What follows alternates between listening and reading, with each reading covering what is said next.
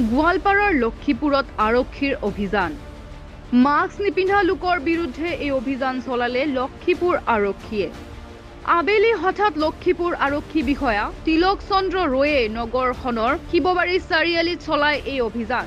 দিনক দিনে বৃদ্ধি পাবলৈ লোৱা ভয়ংকৰ কৰোনাৰ সংক্ৰমণৰ পৰা ৰক্ষা পাবলৈ স্বাস্থ্য বিভাগ তথা প্ৰশাসনে কোভিড প্ৰটকল মানি চলিবলৈ সকলো শ্ৰেণীৰ লোকক আহ্বান জনালে।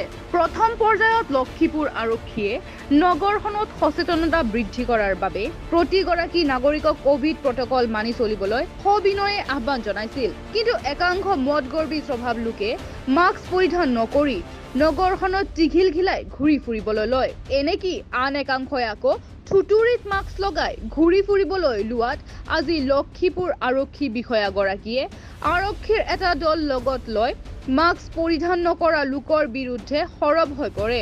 এনেকি যিসকল মাস্ক পিন্ধা নাই তেওঁলোকৰ পৰা জৰিমনাও আদায় কৰে। Bureau report, rhino news 24।